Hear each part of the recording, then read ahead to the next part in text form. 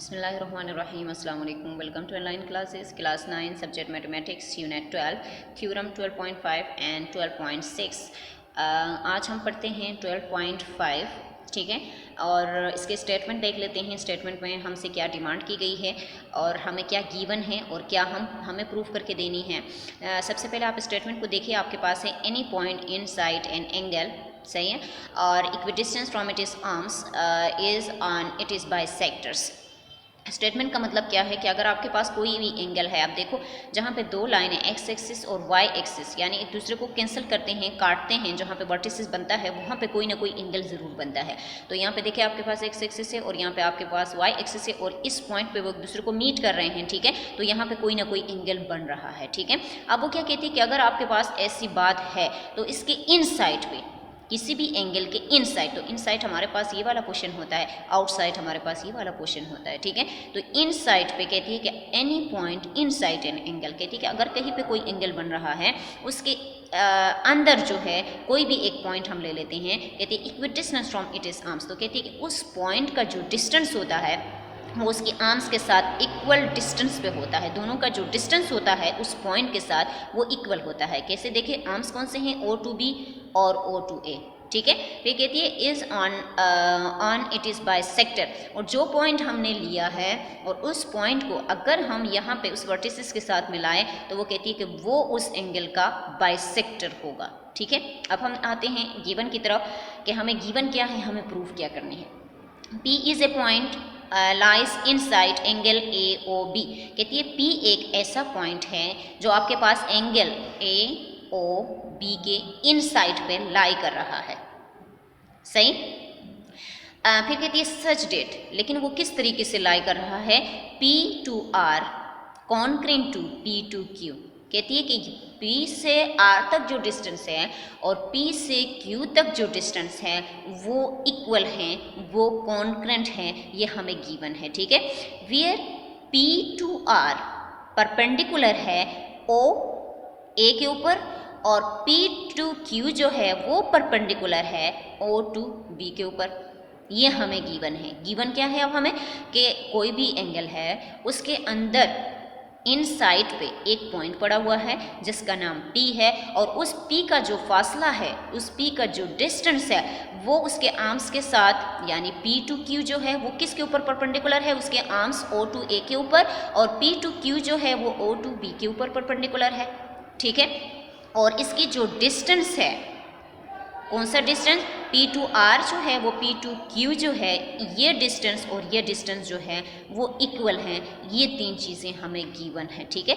अब हमें प्रूफ क्या करना है, हमें प्रूफ ये करना है कि जो P हमारे पास किसी एंगल के इन साइड पे जो पड़ा हुआ है वो क्या है, वो एंगल AONB को बाइसेक्ट कर रहा है, बाइसेक्टर है वो। उसका बाइसेक्टर का मतलब होता है वो इस एंगल को, जो यहाँ पे बनने वाला एंगल है, उसको इक्वल हिस्सों में डिवाइड करता है, ठीक है।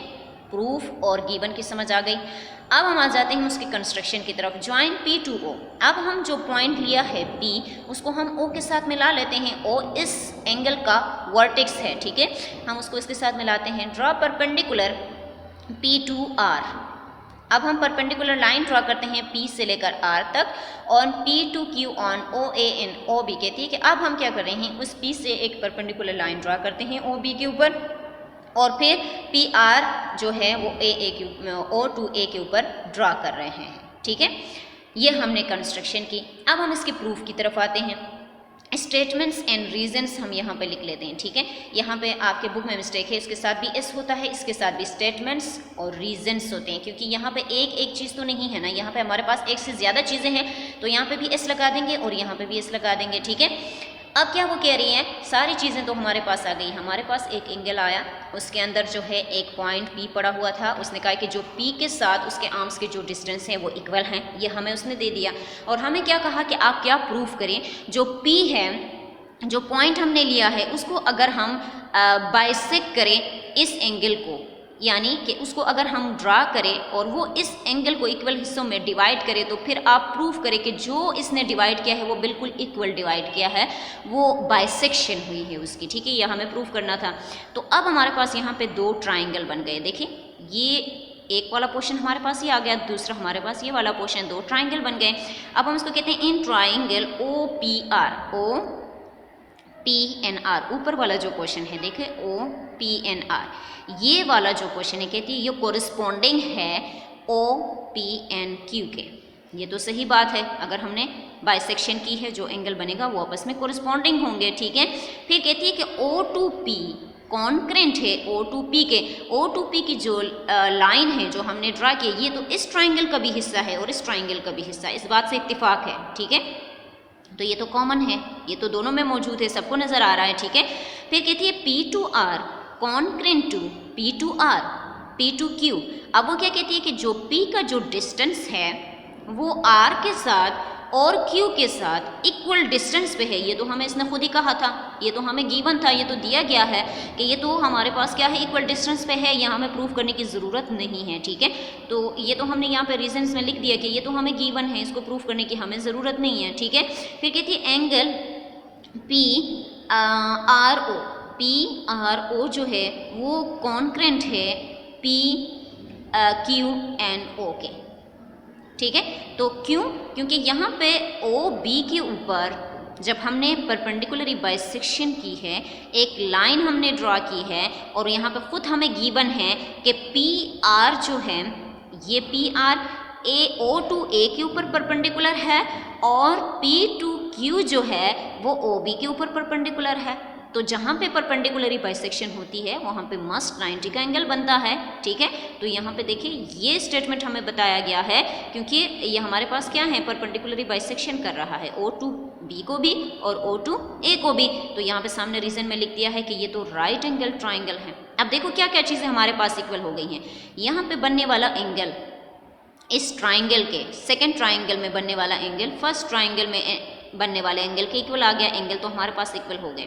फिर ये मिड वाली जो लाइन है O to P जो है ये दोनों में कॉमन है, तो उसका मतलब है ये दो साइड, एक साइड दूसरे ट्राइंगल के एक साइड के इक्वल आ गए, सही। फिर वो क्या कहती है कि अगर आपके पास देखिए ये तो हमें गिवन था कि P to R और P to Q जो है वो इक्वल डिस्टेंस पे हैं, तो इसका मतलब है हमारे पास ये वाली साइड इस वाले साइड के इक्वल आ गई, ये O to P दोनों में कॉमन है वो ऑटोमेटिकली इक्वल होगा। और यहाँ पे बनने वाले एंगल इसमें बनने वाले एंगल के इक्वल है क्योंकि परपेंडिकुलरी बाइसेक्शन हुई है, जहाँ पे परपेंडिकुलरी बाइसेक्शन होती है वहाँ पे 90 का एंगल बनता है। तीन चीज़ें हमारे पास इक्वल आ गई हैं, दो साइड और एक एंगल, इसका मतलब है बाकी चीज़ें ऑटोमेटिकली इक्वल होंगे, ठीक है। तो therefore OPR congruent to triangle OPQ। क्यों कहा? क्योंकि हमारे पास साइड साइड एंगल अगर इक्वल हो किसी दूसरे ट्राइंगल के साइड एंगल के, तो बाकी जो चीज़ें रह गई हैं वो ऑटोमेटिकली इक्वल हो जाती हैं, ठीक है। Hence angle POR congruent to angle POQ। इसका मतलब है कि हमारे पास ये पूरा ट्राइंगल इस पूरा ट्राइंगल के इक्वल है, सही।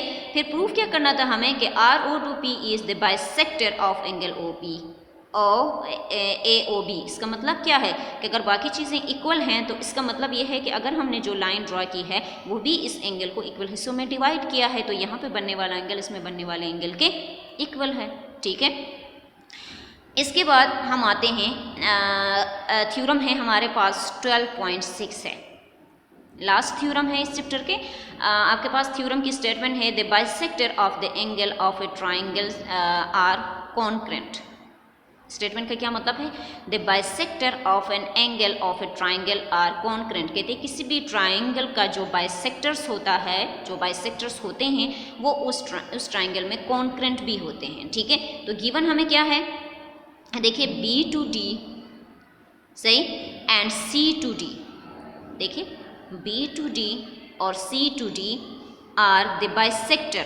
देखो एंगल B की बाइसेक्शन हुई है और एंगल C की बाइसेक्शन हुई है, सही, of triangle AB and C which intersect each other at point D। ये कहाँ पे एक दूसरे को इंटरसेक्ट कर रहे हैं? D में एक दूसरे को इंटरसेक्ट कर रहे हैं। D is join to O। अब हमने क्या कर दिया? G is join to A। अब हमने D को A के साथ ज्वाइन कर लिया। हमारे पास एक तो A था उसकी हमने बाइसेक्शन की, वो B to D हो गया, सही।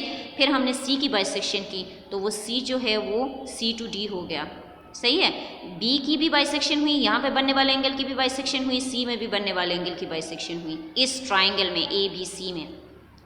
और वो दोनों कहाँ पे एक दूसरे को मीट कर रहे हैं, डी पे एक दूसरे को मीट कर रहे हैं, और फिर हमने डी को ए के साथ मिला लिया, तो ए की भी बाइसेक्शन हुई, ठीक है। ये चीज़ें हमें गिवन है। अब हमें प्रूफ क्या करना है कि जो हमने लाइन ड्रा की उसकी तो हमने बाइसेक्शन की थी, लेकिन हमने डी को सिर्फ ए के साथ मिलाया है, ठीक है। ये हमने ये चीज़ें तो हमें गिवन थी, ठीक है। जब हमने डी को ए के साथ मिलाया है तो हमें ये प्रूफ करना है कि डी टू ए जो है वो एंगल ए के बाइसेक्टर है। सही स्टेटमेंट की समझ आई है कि अगर आपके पास कोई ट्राइंगल है, उस ट्राइंगल में अगर हम एंगल की बाइसेक्शन करते हैं तो वो आपस में कॉन्करेंट होते हैं, ठीक है। ये थ्योरम की स्टेटमेंट है। तो हमें अब प्रूफ क्या करना है कि डी टू ए जो है वो भी क्या है, वो एंगल ए की बाइसेक्शन हुई है, ठीक है। तो कंस्ट्रक्शन हम करते हैं कि फ्रॉम डी में हम देख लेते हैं ड्रॉ डी टू के। सही, हमने फिर सेंटर से बी सी को बाइसेक्ट किया। सही, डी से एक लाइन लेकर आ गई यहाँ पे, उसको हमने के का नाम दिया। कहती है कि वो परपेंडिकुलर है बी सी के ऊपर, तो ये तो सबको नज़र आ रही है कि वो परपेंडिकुलर है डी सी के ऊपर, ठीक है। इसी तरह हम डी टू एल ले रहे हैं, तो ये भी एल के पॉइंट पे देखिए परपेंडिकुलरी बाइसेक्शन हुई है, बाइसेक्टर है, तो ये बी सी के ऊपर परपेंडिकुलर है, यानी सी ए के ऊपर परपेंडिकुलर है। फिर डी एम जो है वो किसके ऊपर परपेंडिकुलर है, ए बी के ऊपर परपेंडिकुलर है।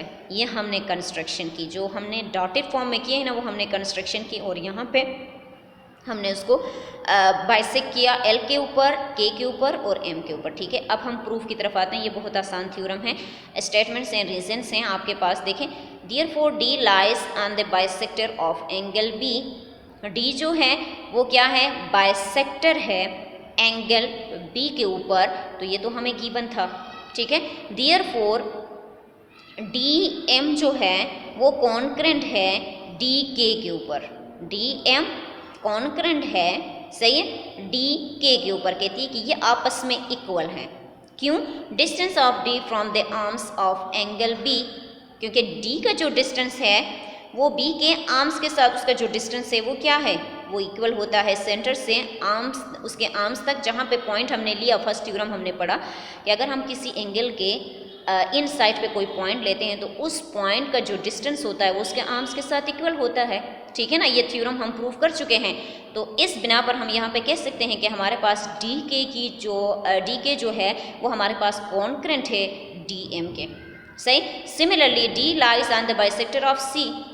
डी जो है वो सी के भी बाइसेक्टर है, एंगल सी के, ठीक है। तो इस बिना पर हम ये कह सकते हैं कि डी के जो है वो कॉन्करेंट है डी एल के ऊपर, क्योंकि हमारे पास अगर ऐसी बात है कि अगर हम किसी ट्राइंगल के अंदर जो है कोई पॉइंट हम ले लेते हैं तो उसका डिस्टेंस अगर उसके आर्म्स के साथ इक्वल होता है, तो अगर बी जो एंगल हमने डिवाइड की है उसका आर्म्स के साथ डी के साथ जो डिस्टेंस है वो सेम है, तो इसका मतलब हमारे पास एंगल सी की भी तो बाइसेक्शन हुई है, तो उसमें भी बनने वाले ये दो आपस में कॉन्करेंट होंगे कि नहीं होंगे, होंगे, ठीक है। अब हम आ जाते हैं, hence D to L congruent to D to M. अब देखिए यहाँ पे डी टू के कॉन्करेंट था डी टू एम के ऊपर, डी के कॉन्करेंट था डी एम के, और इस ट्राइंगल में डी के कॉन्करेंट है डी एल के, तो हमारे पास यहाँ पे डी के दोनों इक्वेशनों में मौजूद है। तो बाय ट्रांजिटिव प्रॉपर्टी अगर हमारे पास ए बी के इक्वल है, बी सी के इक्वल है, तो ए ऑटोमेटिकली सी के इक्वल होगा। सही है, ट्रांजिटिव प्रॉपर्टी याद है। तो अगर ऐसी बात है तो डी के जो है वो दोनों में कॉमन है, तो कॉमन को हम हटा देते हैं, तो हमारे पास डी एम जो है वो किसके इक्वल हो जाएगा, डी एल के ऊपर इक्वल हो जाएगा, ठीक है। तो यानी D lies on the bisector of angle A. इसका मतलब क्या हुआ कि एंगल ए जो है वो डी के क्या है, बाइसेक्टर है। Therefore D is equal distance from L and M, क्योंकि वो अंदर है और वो इसके आर्म्स के साथ उसका जो डिस्टेंस होता है किसी आर्बिट्री पॉइंट का वो इक्वल होता है, ठीक है। तो A D is the bisector of angle A. इससे क्या साबित होता है कि हमारे पास ए डी जो है वो बाइसेक्टर है किसका, एंगल ए का, और यही हमें प्रूव करना था, ठीक है। Are the bisector of the angle of the triangle A B C are concurrent. अगर ऐसी बात है तो हमारे पास जितने बाइसेक्टर्स होंगे वो आपस में क्या होंगे, कॉन्करेंट होंगे, ठीक है।